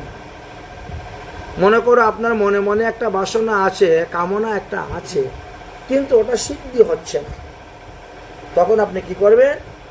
আপনি একজন ভালো উত্তম বৈষ্ণব বা ব্রাহ্মণ দেখে একখানা গীতা নিয়ে আপনি দান করে দিবেন। সমর্থ হইলে ওর সঙ্গে কিছু দক্ষিণা দিয়ে দিবেন, একটু ফল দিয়ে দিবেন, একটা কাপড়ের টুকরা দিয়ে দিবেন, একটা রুমাল দিয়ে দিবেন, হ্যাঁ, ইত্যাদি কথা। সুবর্ণ তো এখন অনেক দাম। আগের কাছে লেখা আছে সুবর্ণ সহিত গীতা দান। এখন তো আর সবার দ্বারা সম্ভব নয় যে পরিমাণে দাম। তো সুবর্ণের পরিবর্তে কি হয়, কাঁচা হলুদের টুকরাও দেওয়া যায়, বা ওর সঙ্গে মূল্য দিয়ে দিলেও হয়। গীতার পাঠের তাৎপর্য শ্রবণ করার পর বা গীতা পাঠ শ্রবণ করার পর যথাসাধ্য দক্ষিণা দিলে জ্ঞান লাভ হয় এবং অশ্বমেধ যজ্ঞের ফল লাভ করা যায়। দক্ষিণাবিহীন যজ্ঞ নিষ্ফল হয়ে যায়। এই যে ভাগবত কথা, হরিকথা পরিবেশন হয়, এটাকে বলা হয় জ্ঞান যজ্ঞ। গীতা পাঠ শ্রবণের পরে পরমাত্মার উদ্দেশ্যে ভোগ লাগাইতে হয়, একটু ফলমূল যাই কিছু দ্রব্য আদি নিবেদন করতে হয়, ভগবানকে তুষ্ট করিতে হয়। কিভাবে গীতা পাঠ শুনলে আমাদের লাভ হয়? বলছেন শ্রদ্ধায়াংশ সিন্নিতাংশ পরমাগতিম আপনোয়াত। শ্রদ্ধা সহিত, প্রেমের সহিত, ভক্তি সহিত গীতা পাঠ, ভাগবত পাঠ এগুলো শ্রবণ করতে হয়। মাহাত্ম্য সংযুক্ত গীতা পাঠ শ্রবণ করা তো অতি উত্তম। এতে পরম শান্তি, পরম গতি লাভ করা যায়। যেখানে গীতার শ্লোকের অর্থ ব্যাখ্যা হয়, তাৎপর্য আলোচনা হয়, পঠন পাঠন হয়, সেখানে ভগবান শ্রীহরি রাধারানীকে সহিত সবাইকে নিয়ে আসেন। ভগবানের কথা শ্রবণ করার জন্য আসেন। হরি কোথায়? হরি কথায়। অর্থাৎ নাহম বসামি বৈকুণ্ঠে যোগিনাম হৃদয়ে নচ মদভক্ত যত্র গায়ন্তী তত্র তিষ্ঠামি নারদ। যেখানে ভগবানের লীলা কথা আলোচনা হয়, সেখানে ভগবান সমস্ত পরিদেরকে নিয়ে এসে উপস্থিত হয়ে থাকেন। সাধুগণ গীতারূপী জলে স্নান করিয়া সংসারে মলিনতা থেকে মুক্ত হন। অর্থাৎ গীতা শ্রবণ করার পরে তার থেকে যে জ্ঞান লাভ করেন, এর দ্বারাই লাভ হয়। শ্রদ্ধাবিহীন তৎকার্যং হস্তে স্নান বৃথা তৈশ্যম। কিন্তু শ্রদ্ধাবিহীন হয়ে যদি কেউ গীতা পাঠ শ্রবণ করেন, তাহলে এতে তার কোনো লাভ হয় না। তো সুন্দর একটা গল্প বলছেন। এক মাস্টার মশাই এখন রিটায়ারমেন্ট হয়ে গেছে, ঘরে বসে পত্রিকা পড়ে, একটু পরে এগো একটু চা দেও, দুটো বিস্কুট দাও, আরে এক গ্লাস জল দেও, ওই খালি অর্ডার করতে থাকেন। ঘরের ভিতরে বসে ওই বিস্তার ঘুমান, ঘোরাঘুরি করেন, ওই টিভি দেখেন, ওই মোবাইল টিপেন, আর ওই সারাদিন খালি গিন্নিকে জ্বালাতন করেন, ঘরে থাকেন। তো অনতি দূরে এক জায়গায় ভাগবত পাঠ হচ্ছে। তো গিন্নি বলছেন, আরে মাস্টার মশাই একটু যান না, একটু ভাগবত পাঠ হচ্ছে, ভাগবত পাঠটা শুনেন না। এই ভাগবত পাঠ শুনে কী লাভ রে? মাস্টার মশাই জিজ্ঞেস করছেন ভাগবত শুনলে কী লাভ হবে? তো গিন্নি বলছে, আরে লাভ হোক আর না হোক ক্ষতি তো কিচ্ছু হবে না। লাভ হোক আর না হোক ক্ষতি তো কিচ্ছু হবে না। ভাগবত পাঠ শুনতে যাবেন, ওখানে আবার লাভ লুস্কান দেখার কি আছে বলেন তো? আচ্ছা বলেন তো, আপনি যে এই 1 ঘন্টা পর পর 1 কাপ করে চা খান, চা খাইলে কি লাভ হয়? হ্যাঁ, দিনের মধ্যে 2 প্যাকেট আপনার সিগারেট লাগে, সিগারেট খাইয়ে কি লাভ হয়? তো সেই সময় আপনি লাভ দেখেন না। আর ভাগবত পাঠ শোনার কথাই বলছি, বলছে ভাগবত পাঠ শুনে কি লাভ হবে রে? আরে লাভ না হোক, ক্ষতি তো কিচ্ছু হবে না। সিগারেট খাইলে তো ক্ষতি হচ্ছে, চা খাইলে তো ক্ষতি হচ্ছে শরীরের। যাও একটু গিয়ে ভাগবত পাঠ শুনে আসো। এখন গিন্নির জ্ঞান জ্ঞানানি প্যান প্যানানি তো আর ঘরের মধ্যে শান্তি মতো থাকা যাবে না। মাস্টার মশাই রাগ হয়ে যায়, যাই এবার রওনা হয়েছেন ভাগবত পাঠ শুনতে। এখন ভাগবত পাঠ শুনতে যাচ্ছেন। এখন যারা ভাগবত পাঠে বসেছেন তারা একে অন্যকে বলছে, এই আজকে সূর্য কোন দিকে উঠলো রে? মাস্টার মশাই দিকে আসতেছেন ভাগবত পাঠ শুনতে। কোনোদিন এই বেচারাকে দেখি নাই কোনো ধর্মসভা, কোনো অনুষ্ঠান, কোথায়ও যায় না। ওই স্কুল আর বাড়ি, স্কুল আর বাড়ি। আজকে দিকে গীতা পাঠ শুনতে আসতেছে, সূর্য আজকে কোন দিকে উঠলো রে? আরেকজন বলছে, এরকম বলতে নাই, কেউ যদি আসে তারা স্বাগত জানিয়ে এসে আদর করে বসাইতে হয়, বুঝলে? বলতে নেই, মানুষকে নিয়ে পরিহাস করতে নেই। তো বাড়ির গৃহস্থকে ইঙ্গিত দিয়েছেন, দেখেন মাস্টারমশাই আসতেছেন। তো বাড়ির যে কর্তা, যে বাড়ি পাঠ হচ্ছে, কর্তা কি, আরে মাস্টারমশাই আসুন আসুন আসুন আসুন আসুন, খুব আদর করে নিয়ে বসুন বসুন, এখানে বসুন বলে ওই দেওয়ালের পাশে একটা আসন দিয়েছে। মাস্টারমশাই দেওয়ালের পাশে যে বসেছেন, 2-4 মিনিট যেতে না ঘুম এসে গেছে। এখন তো মাস্টারমশাই ঘুম, কোনো খবর নাই। ধীরে ধীরে তো পাঠ শেষ হয়ে গেছে, পাঠ শেষ হয়ে গেছে, সবাই একে একে উঠে চলেও গেছে প্রসাদ নিয়ে নিয়ে। মাস্টারমশাই তো ঘুমাচ্ছেনই, বলেছেন। এবার বাড়ির গৃহস্থ এসেছে, মাস্টারমশাই উঠুন উঠুন, যান যান, পাঠ শেষ। হ্যাঁ, পাঠ শেষ হয়ে গেছে? আরে কি বিষয়ে পাঠ হইল কিছুই তো বুঝলাম না। এখন ঘরে যাওয়ার পরে যদি গিন্নি জিজ্ঞেস করে যে ওখানে যে গেলেন আজকে কি বিষয়ে পাঠ হয়েছে, আমি তখন কি উত্তর দিব? আমি কি শুনলাম? আসুন বসুন উঠুন যান,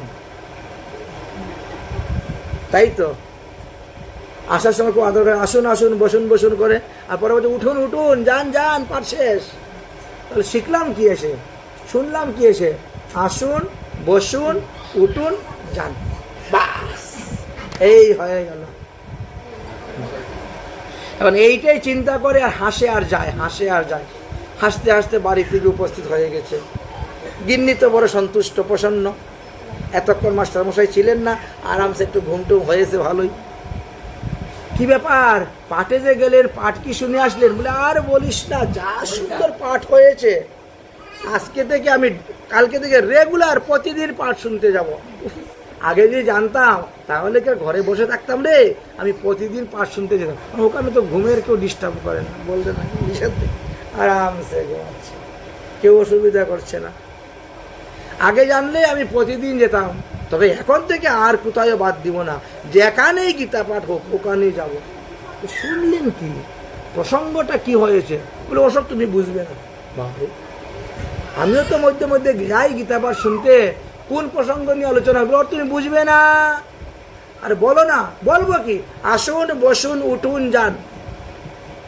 বলবো তার মানে কি? বলে এই জন্য তো বলছি, তুমি বুঝবেই না। তার মানে তুমি যদি পাঠে যেতে তাহলে তুমি বুঝতে পারতে। আজকের পাঠের প্রসঙ্গ আসুন বসুন উঠুন যান। হাসে নিজে নিজেই, একা একা হাসির কথাই তো। নিজে নিজে যখনই এই কথাটা মনে পড়ে তখনই মাস্টারমশাই একা একা হাসেন। তো প্রায় সময় এটা আসুন বসুন উঠুন যান, আসুন বসুন উঠুন যান, এইরকম করতে করতে একটা অভ্যাসে রূপান্তরিত হয়ে গেছে। কয়েকদিন পরে মাস্টারমশাই গিন্নি এখন বাপের বাড়ি যাবে ঘুরতে। মাস্টারমশাইকে বলছে তুমি 5-7 দিন এখন একা একাই রান্না বান্না করো, খাওয়া দাওয়া করো, আর ওখানে তো পাঠ কীর্তন হচ্ছে, যাবা পাঠ শুনবা, ওখানে প্রশংসা পেয়ে চলে আসবা, টেনশন নাই। আমি একটু বাপের বাড়ি থেকে ঘুরে আসি। আমার বাপের বাড়ি চলে গেছেন। মাস্টার মশাই তো রাত্রিবেলা একবারে নাক ডেকে ঘুমাচ্ছেন, এবার চুর শিংকুদে ঢুকতেছে,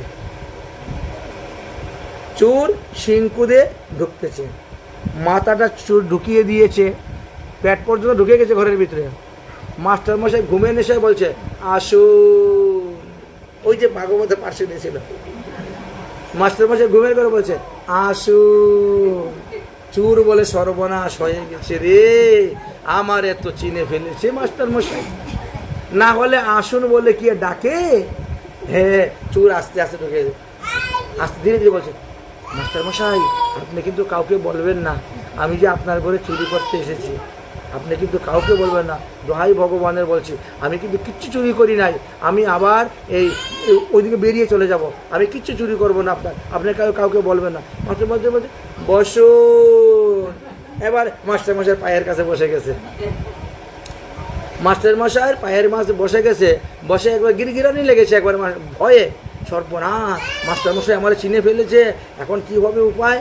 হ্যাঁ, আমাকে আসুন বলছে আবার বসুন বলছে। শুনেন, আমি কথা দিলাম আমি সারা জীবনে যা চুরি করেছি কালকে অর্ধেক এনে আপনাকে দিয়ে দিব। আমার ঘরে তো চুরি করা জিনিস আছে, সব জিনিস অর্ধেক আমি আপনাকে দিয়ে দেবো, তবু থানাতে যাবেন না, ডায়েরি করবেন না। মাস্টার মশাই বলে উঠুন। এবার সে পায়ের থেকে উঠে গেছে, পায়ের মাস্টার মশাইয়ের পায়ের কাছ থেকে উঠে গেছে, উঠে বলছে আমি প্রতিজ্ঞা করে বলছি, সত্যি সত্যি 3 বলছি, কালকে সকালে সূর্য উদয় হতে না হতেই আমি এনে আপনাকে সব দিয়ে দিব। মাস্টার মশাই বলছে যান, ও তো ঘুমের ঘরে বলছে, বলছে যান। চোর আবার ওই দরজা দিয়ে বেরিয়ে চলে গেছে, চোর তো দরজা দিয়ে বেরিয়ে চলে গেছে।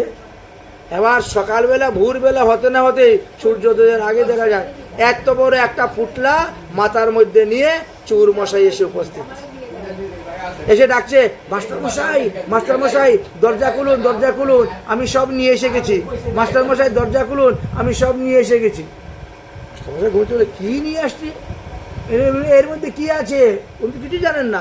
বলে কেন, কালকে রাত্রে যে আমি শিংকুদে ঢুকেছিলাম, আপনি বললেন আসুন, তারপরে বলছেন বসুন, তারপরে বলছেন উঠুন, তারপরে বলছেন সমস্ত ঘটনা বলল।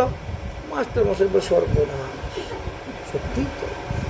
আরে একদিন এই অল্প সময়ের জন্য ভাগবত পাঠ শুনতে গিয়ে আমার এত লাভ হয়ে গেছে, আমার এত লাভ হয়ে গেছে, যদি আমি ঠিক ঠিক ভাগবত পাঠ শুনতাম তাহলে না জানি আমার কত লাভ হইতো। এইটুকু ভাগবত পাঠে গিয়ে আমার এত লাভ হয়ে গেছে। এই জন্য ভাগবত পাঠের ফল কখনো বৃথা যায় না, এর ফল মিলবেই মিলবে। ভাগবত দান, গীতা দান ইত্যাদিরও বিশেষ মাহাত্ম্যের কথা বর্ণন করে গিয়েছেন। গীতা দানের প্রভাবে মানুষ সপ্তকল্প পরিমিত কাল পর্যন্ত ভগবত বিষ্ণু ধামে আনন্দে বাস করতে পারেন। যিনি সম্যকরূপে গীতা শ্রবণ করেন তিনি বা গীতা দান করেন, বলছেন একটি গাভী দানের বস্তুর ফল লাভ করতে পারেন। চামর সহিত গীতা দান করলে তিনি কৃতজ্ঞতা লাভ করিতে পারেন। সুবর্ণযুক্ত গীতা দান করলে সেই ব্যক্তিকে আর পুনর্জন্ম হয় না। 100টি গীতা পুস্তক যদি কেউ দান করেন তাহলেও তিনার আর পুনর্জন্ম হয় না এবং তিনি ব্রহ্মলোকে সর্বদা অবস্থান করেন। গীতা পাঠ শ্রবণ করতে যদি কারো ভালো না লাগে, কোনো রুচি না আসে, তাহলে তাকে কোনো তীর্থে গিয়ে কিছুদিন বাস করতে হবে বা নিঃস্বার্থভাবে কোনো সাধুগুরু বৈষ্ণবের সেবা করতে হবে, তবেই তার আস্তে আস্তে গীতা ভাগবত পাঠ শ্রবণে রুচি আসবে। যারা গীতা পাঠ শ্রবণ করে না অথচ গীতার আরও নিন্দা করে, গীতা পাঠ যারা শ্রবণ করতে যায় তাদের নিন্দা করে, বলছেন এই সমস্ত পাপীগণ মারা যাওয়ার পরে শুকর জুনকে গিয়ে জন্মগ্রহণ করে থাকেন। যে ব্যক্তি গীতা শ্রবণ করা সত্ত্বেও হৃদয়ে আনন্দ পায় না, তার গীতা পাঠটি বৃথা হয়ে যায়, শ্রবণটাও তার বৃথা হয়ে যায়। যে ব্যক্তি অভিমান বশত বা গর্ববশত বা দর্পবশত গীতাশাস্ত্রে নিন্দা করে থাকেন, সে প্রলয়কাল পর্যন্ত ঘোর নরকে পতিত হইয়া থাকে। যে সমস্ত মূঢ় ব্যক্তিগণ রূপের অহংকার, যৌবনের অহংকার, বিদ্যার অহংকার, কুলের অহংকার, ধনের অহংকার ইত্যাদির কারণে তারা গীতা মানে না, তাদেরকে কল্পকাল পর্যন্ত নরকে পতিত হইতে হয়। যে ব্যক্তি অমৃতরূপিণী গীতার পঠন পাঠন করে না, সে হাত থেকে অমৃত ফেলে দিয়ে বিষ ভক্ষণ করিতেছে। যে ব্যক্তি গীতা শাস্ত্রের অবগত নহেন, সেই ব্যক্তি বলছেন সমস্ত তার বিফল। দান করুক আর ব্রত করুক আর তপস্যা করুক আর পূজা করুক, যাই করুক না কেন, তিনি জ্ঞানদাতা, তিনাকে ধিক, তিনার জ্ঞানদাতা গুরুকে পর্যন্ত ধিক বলা হয়েছে। যে ব্যক্তি গীতার উৎকৃষ্ট জ্ঞান সব অবগত নহেন, তার অপেক্ষা অধমার কেউ নেই। তাহার জ্ঞান, কুল, শীল, মান সবই ধিক্কার বলা হয়েছে। যো সুন্নতি পাঠান্তব্য গীতা শাস্ত্রম হনিশি নতিতব্য মানুষ যেসাং সেব রূপা ন সংশয়। যাহারা সবসময় গীতা শাস্ত্র পাঠ করেন, গীতা শাস্ত্র আলোচনা করেন, গীতা অধ্যয়ন করেন, বলছেন তারা কলিযুগে দেবতা স্বরূপ বলা হয়েছে। দেবকী নন্দন কৃষ্ণ গীতা পাঠেন তুষ্টতি। গীতা পাঠ করলে ভগবান শ্রীকৃষ্ণ অত্যন্ত প্রসন্ন হয়ে থাকেন। ন যথা ন বেদ দানেন যজ্ঞ তীর্থ ব্রতাধিবি। ব্রত করলে ভগবান যতটা সন্তুষ্ট হন না, দান করলে যতটা সন্তুষ্ট হন না, তীর্থ ভ্রমণ করলে যতটা সন্তুষ্ট হন না, তার থেকে বেশি সন্তুষ্ট হয়ে থাকেন ভগবান গীতা পাঠের দ্বারা। গীতা ধীতা যেচ নাপি ভক্তি ভাবেন চেতস্বা। যিনি ভক্তিপূর্ণ চিত্তে গীতা পাঠ করেন, তাহার বেদ পুরাণ আদি সমস্ত শাস্ত্র পাঠের বা পড়ার ফল তিনি লাভ করিতে পারেন। তাই বলছেন গীতা অনেক প্রকার আছে। আমরা শুধু খালি শ্রীমদ্ ভগবদ্ গীতাটাই দেখতে পাই সচরাচর সর্বত্র। এছাড়া গুরু গীতা একখানা আছে, খুব কম পাওয়া যায়। আদি গীতা, কপিল গীতা, গর্ভ গীতা, পাণ্ডব গীতা, এইভাবে 6খানা গীতা আছে। তার মধ্যে আমরা শ্রীমদ্ ভগবদ্ গীতাটাই আমরা লাভ করি, জানেন তো। গীতা পাঠের ফল বরাহ পুরাণে ব্রহ্মা বলে গিয়েছেন। গীতা পাঠের মাহাত্ম্য কথা ওটা বরাহ পুরাণে দেওয়া আছে। পঠে তো প্রথম অধ্যায় পূর্ণ আত্মা জনয়েত নর। গীতার প্রথম অধ্যায়ের নাম অর্জুন বিষাজ্য। এই অধ্যায়তে 46টি শ্লোক আছে। এই অধ্যায় ভক্তিভাবে পাঠ করিলে মানুষ পরিত্রাণ লাভ করিতে পারে, পবিত্রতা লাভ করিতে পারে, মানুষের মন পবিত্র হয়ে থাকে। দ্বিতীয় তো বুদ্ধি নির্মলম, অর্থাৎ শ্রীমদ্ ভগবদ্ গীতার দ্বিতীয় অধ্যায় নাম সংখ্যাযোগ। এই অধ্যায়তে 72টি শ্লোক আছে। এই অধ্যায় ভক্তিভাবে পাঠ করিলে মানুষের নির্মল বুদ্ধি লাভ হয়। তৃতীয় স্তু অভিঘ্ন নাশনম। গীতার তৃতীয় অধ্যায়ের নাম হলো কর্মযোগ। এই অধ্যায়তে 43টি শ্লোক আছে। এই অধ্যায় ভক্তিভাবে পাঠ করিলে মানবের পাপ বিনাশ হয়ে যায়। চতুর্থে ব্রহ্মহত্মায়াম পাপ নশ্যন্তি তৎক্ষণাৎ। বলছেন শ্রীমদ্ ভগবদ্ গীতার চতুর্থ অধ্যায়ের নাম জ্ঞানযোগ। এই অধ্যায়তে 42টি শ্লোক আছে। এই অধ্যায় ভক্তিভাবে পাঠ করিলে মানুষ ব্রহ্মহত্যা, স্ত্রী হত্যা আদি যে সমস্ত পাপ থেকে মুক্তি লাভ করিতে পারেন। চতুর্থে ব্রহ্মহত্মা পাপং নশ্যন্তি তৎক্ষণাৎ ততৈব স্ত্রী বদাধিভ্য। বলছেন স্ত্রীবধ। আচ্ছা, এবার পঞ্চমে স্ত্রয় কর্মণম, অর্থাৎ গীতার পঞ্চম অধ্যায়ের নাম হলো কর্ম সন্ন্যাস যোগ। এই অধ্যাতে 29টি শ্লোক আছে। এই অধ্যা ভক্তিভাবে পাঠ করলে মানুষ যে চুরি টুরি করে ওই পাপ থেকে মুক্ত হয়ে যায়, চুরি করা পাপ থেকে মুক্ত হয়ে যান। ষষ্ঠে দৌর্ভাগ্য নাশনম 7। গীতার ষষ্ঠ অধ্যায়ের নাম হলো অভ্যাস যোগ। আর এই অধ্যায় 47টি শ্লোক আছে। এই অধ্যায় ভক্তিভাবে পাঠ করলে মানবের দুর্ভাগ্য নাশ হয়ে যায়। যে যেটা দরকার তিনি সেই অধ্যায় পাঠ করলে তার লাভ। সপ্তমে নির্মলম মতি, অর্থাৎ শ্রীমদ্ ভগবদ গীতার সপ্তম অধ্যায়ের নাম জ্ঞান বিজ্ঞান যোগ। এই অধ্যাতে 30টি শ্লোক আছে। আর এই অধ্যায় পাঠ করিলে মানবের নির্মল মতি লাভ হইয়া থাকে। অবৈক্য ভক্ষণম পাপম অষ্টমম পাপ নিষ্কৃতি। এবার বললেন গীতার অষ্টম অধ্যায়ের নাম হলো অক্ষর ব্রহ্মযোগ। এই অধ্যাতে 28টি শ্লোক আছে। এই অধ্যায় পাঠ করিলে মানবের অখাদ্য ভোজন জনিত যে সমস্ত পাপ হয়ে থাকে সেই সমস্ত পাপ নষ্ট হয়ে যায়। নবমে পৃথিবী দানং সমানম পুণ্য বাপ্নুতে। গীতার নবম অধ্যায়ের নাম হলো রাজবিদ্যা রাজগুহযোগ। এই অধ্যাতে 34টি শ্লোক আছে। এই অধ্যায় পাঠ করিলে মানবের পৃথিবী দান করলে যে ফল পাওয়া যায় সেই ফল লাভ করা যায়। দশমে জ্ঞান লাভ স্বাদ সর্বপাপ বিমোচনা, অর্থাৎ গীতার দশম অধ্যায়ের নাম হলো বিভূতি যোগ। এই অধ্যায় মধ্যে 42টি শ্লোক আছে। এই অধ্যায় ভক্তিভাবে পাঠ করিলে মানব সমস্ত পাপ নষ্ট হয়ে যায় এবং তিনার হৃদয়ে শ্রেষ্ঠ জ্ঞানের উদয় হয়ে থাকে। একাদশে পরম ব্রহ্ম জ্ঞান লব্ধা প্রমুচ্যতে, অর্থাৎ গীতার একাদশ অধ্যায়ের নাম বিশ্বরূপ দর্শন যোগ। এই অধ্যায় 55টি শ্লোক আছে। এই অধ্যায় পাঠ করিলে মানবের ব্রহ্মজ্ঞান লাভ হয় এবং তদ্বারা মানব মুক্তি লাভ করিয়া থাকেন। দ্বাদশে ভগবত ভক্তি বিশুদ্ধ জায়তে ধ্রুবা। গীতার দ্বাদশ অধ্যায়ের নাম হলো ভক্তিযোগ এবং এই অধ্যায় 20টি শ্লোক আছে।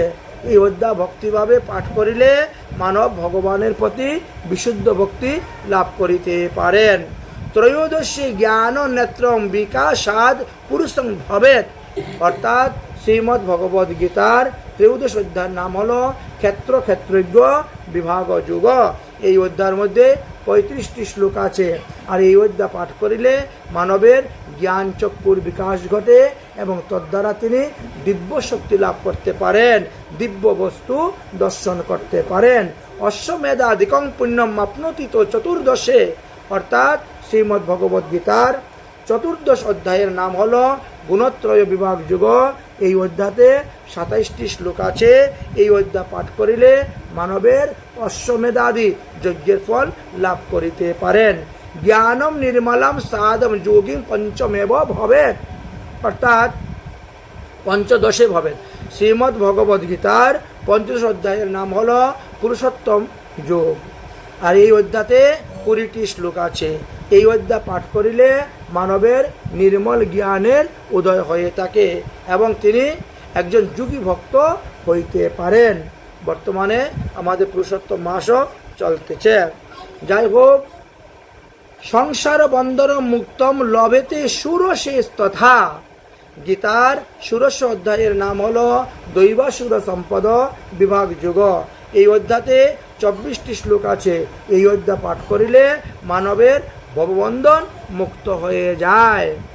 তথা ভাগবতী তৃপ্তি মুক্তাম উক্তিম তিষ্ঠতেম নর বাজপেয় ফলম ভবেত লবেত সপ্তদশে ধ্রুবম। শ্রীমদ্ ভগবদ গীতার সপ্তদশ অধ্যায়ের নাম হলো শ্রদ্ধাত্রয় বিভাগ যুগ।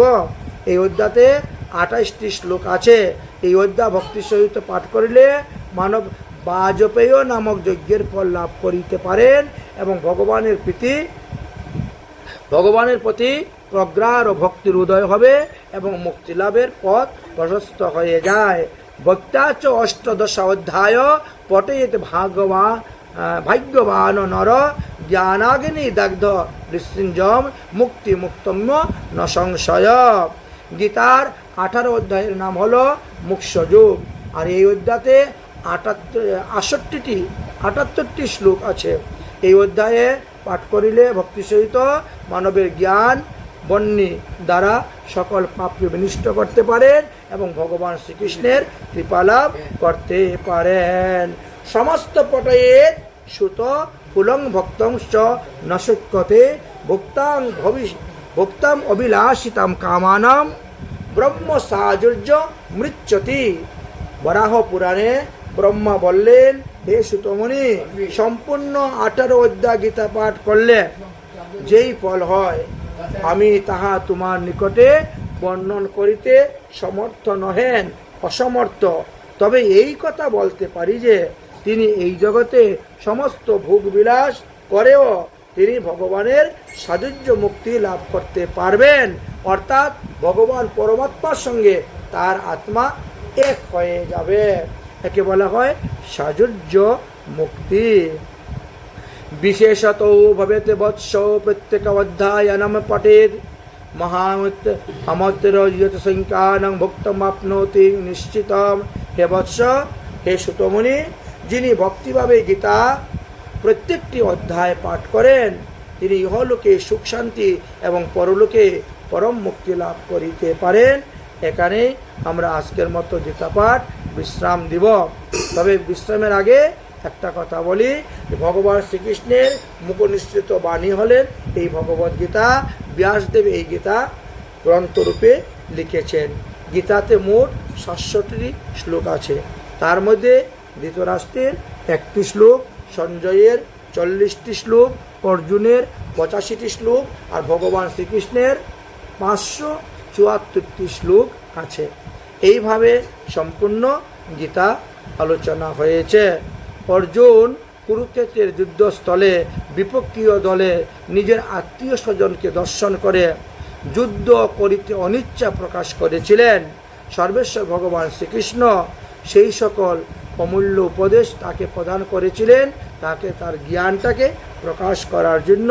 তাই সেই সমস্ত উপদেশগুলোকে সংক্ষিপ্ত আকারে গীতা নামে প্রকাশ হয়েছে। ব্যাসদেবের অনুগ্রহে সঞ্জয় দিব্যচক্ষু লাভ করিয়া রাজপ্রসাদে বসিয়াই অন্ধ ধৃতরাষ্ট্রকে কুরুক্ষেত্রের যুদ্ধের যে সমস্ত ঘটনা সব ঘটেছিল তা সমস্ত সারাংশ রূপে তিনি বর্ণন করেছিলেন।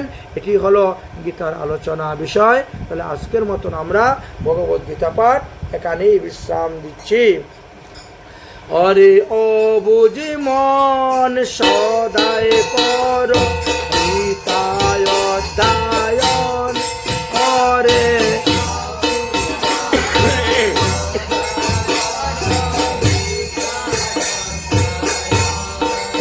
অরে অবুঝি মন সদায় পর গীতায় অধ্যায়ন। অরে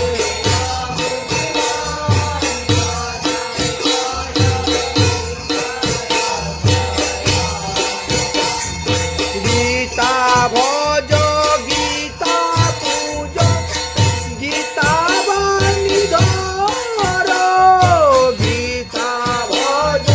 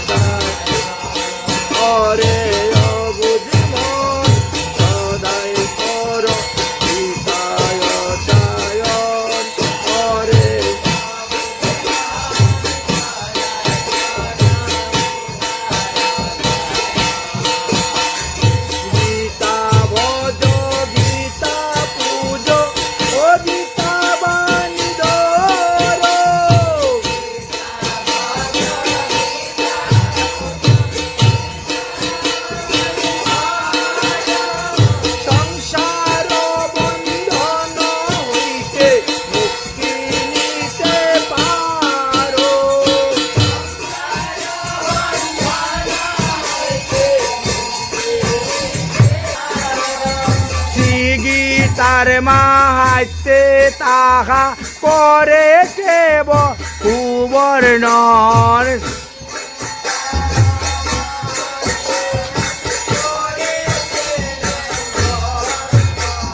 সদায় কর গীতায় দায়ন হরে অবুঝ মন সদায়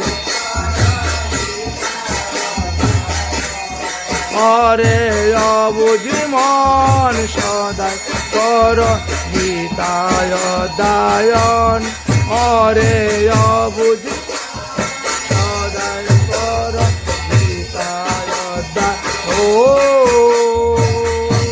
বলো শ্রীমদ্ ভগবদ গীতা কি।